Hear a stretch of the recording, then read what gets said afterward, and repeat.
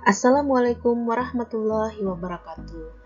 Kembali lagi kita hari ini belajar sosiologi bersama saya Ibu Meiti Amalia. Materi pembelajaran untuk hari ini A. Hubungan sosial individu, yaitu hubungan sosial antar individu, hubungan sosial antar individu dengan kelompok, dan hubungan sosial antar kelompok. B. Hubungan antara keteraturan sosial dan interaksi sosial, yaitu tertib, order, keajekan, dan pola. A. Hubungan individu dengan kelompok. Pertama, hubungan sosial antar individu atau disebut sebagai interaksi antar individu, artinya interaksi yang dilakukan oleh dua orang dan terjadi komunikasi dua arah. Interaksi sosial antar individu dapat bersifat positif dan negatif. Interaksi positif artinya saling menguntungkan, sedangkan interaksi negatif artinya merugikan salah satu pihak atau keduanya. Contoh bisa kalian lihat pada gambar guru membantu muridnya belajar, dan perkelahian antar pelajar. Kedua, hubungan sosial antar individu dengan kelompok. Contoh interaksi sosial antara individu dan kelompok adalah antara seorang guru dan murid-muridnya. Dalam sistem belajar mengajar, selain memberikan materi, guru juga memberikan pertanyaan atau membuka tanya jawab kepada murid-muridnya. Proses tersebut merupakan bentuk terjadinya interaksi antara guru dan murid. Bisa kalian lihat pada gambar contoh hubungan sosial antar individu dengan kelompok. Ketiga, hubungan sosial antar kelompok. Sebagaimana individu berinteraksi dengan individu lain, suatu kelompok pun berinteraksi atau berhubungan dengan kelompok lain. Hubungan ini akan menghasilkan kerjasama, persaingan, maupun konflik. Menurut Kinloch, hubungan antar kelompok memiliki beberapa kriteria sebagai berikut. Kriteria fisiologis. Kriteria ini didasarkan pada persamaan jenis kelamin, laki-laki dan perempuan, usia, tua, muda, dan ras. Kriteria kebudayaan. Kriteria ini mencakup kelompok yang diikat oleh persamaan kebudayaan seperti kelompok etnik Batak, Minangkabau, Sunda, Ambon. Meskipun Kinloch tidak menyebutkan faktor agama dalam banyak kasus, pengelompokan berdasarkan agama pun dapat dimasukkan dalam kategori ini. Selanjutnya, kriteria ekonomi. Kriteria ini dibedakan antara mereka yang memiliki kekuasaan ekonomi dan yang tidak memiliki kekuasaan ekonomi. Terakhir adalah kriteria perilaku. Kriteria ini didasarkan pada cacat fisik, cacat mental, dan penyimpangan terhadap aturan masyarakat. Dalam hubungan antar kelompok, terdapat berbagai macam dimensi, diantaranya adalah dimensi demografi, sikap, institusi, gerakan sosial, dan tipe utama hubungan antar kelompok. Namun, kita akan membatasi bahasan pada 4 dari 6 dimensi yang telah dikemukakan, yaitu dimensi sejarah, sikap, institusi, dan gerakan sosial. Pertama, dimensi sejarah, yaitu hubungan antar kelompok dilihat dari dimensi sejarah, diarahkan pada masalah tumbuh dan berkembangnya hubungan antar kelompok. Hal ini terkait dengan timbulnya stratifikasi etnik, stratifikasi jenis kelamin, dan stratifikasi usia.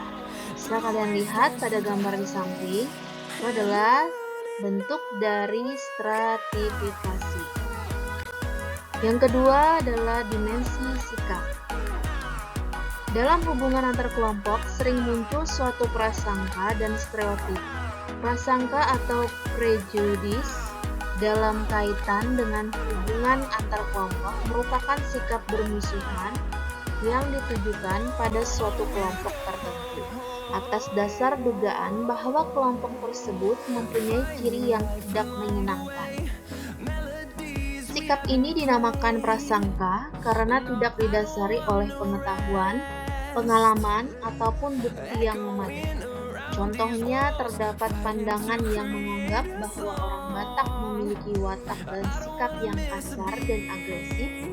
Ada pula pandangan yang menganggap bahwa orang Padang memiliki sifat yang penuh perhitungan. Selain itu, orang Jawa memiliki sikap kurang tegas dan lamban. Hal ini tentu hanya prasangka yang cenderung subjektif.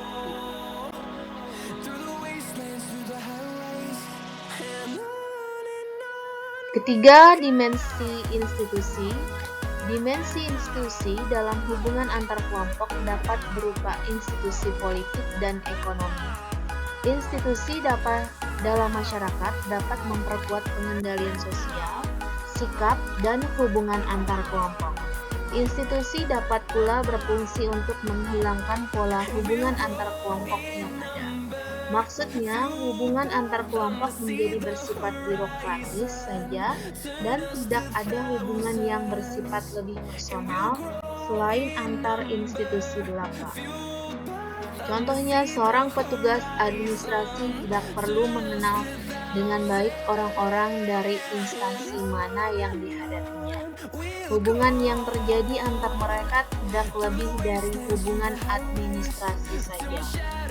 Ia melayani keperluan administrasi konsumen dan konsumen membutuhkan pelayanan administrasi darinya.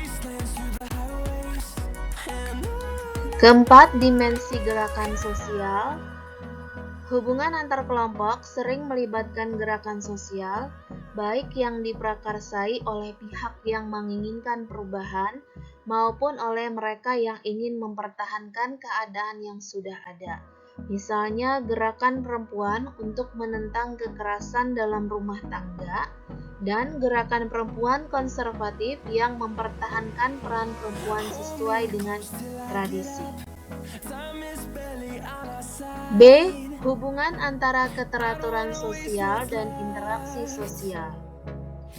Keteraturan sosial tidak terjadi dengan sendirinya, melainkan harus diusahakan oleh setiap warga. Keteraturan sosial merupakan hubungan yang selaras dan serasi antara interaksi sosial, nilai sosial, dan norma sosial. Menurut proses terbentuknya keteraturan sosial terjadi melalui tahap-tahap berikut: tertib sosial, order, keajekan, dan pola.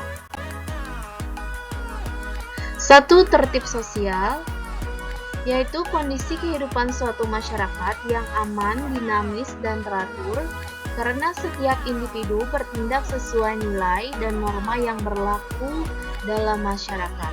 Sebagai contoh, yang mengalami tertib sosial dalam masyarakat dapat dilihat ketika kita mengamati pengguna jalan raya.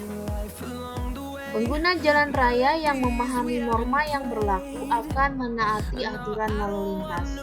Sementara itu, pengguna jalan yang tidak memahami norma sosial akan melanggar aturan lalu lintas. Dapat dilihat pada gambar yang ada di layar kalian. Kedua, order adalah sistem norma dan nilai sosial yang berkembang, diakui dan dipatuhi oleh seluruh anggota masyarakat. Order dapat tercapai apabila terdapat tertib sosial dan setiap individu melaksanakan hak serta kewajibannya. Contoh order adalah adat istiadat yang dijadikan pedoman dalam kehidupan sehari-hari, khususnya dalam kehidupan masyarakat, dari dahulu sampai dengan pada saat ini.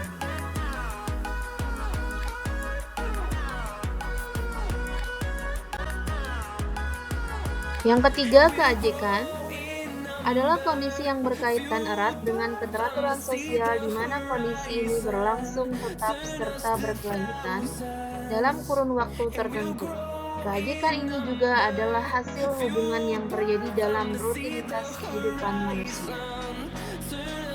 Misalnya dalam lembaga pendidikan, khususnya untuk setiap peserta didik yang selalu datang setiap pagi ke sekolah, atau para petani sawah yang selalu membawa peralatan pertanian setiap harinya merupakan salah satu contoh dalam keteraturan sosial. Keempat, pola adalah corak yang mengakibatkan hubungan tepat dalam proses interaksi sosial, sehingga seringkali keadaan ini dijadikan sebagai modal secara general karena dianggap mampu mengatasi dan mengantisipasi perubahan sosial yang berdampak pada hal negatif. Contoh pola dalam kehidupan bermasyarakat adalah masyarakat yang seringkali dijadikan oleh masyarakat sebagai cara menyelesaikan masalah. Hal ini lantaran pola dalam bermusyawarah sudah teruji penggunaannya dalam menyelesaikan masalah. Sekian dulu pembelajaran kita pada hari ini. Minggu depan kita lanjutkan dengan materi yang baru. Terima kasih. Selamat belajar.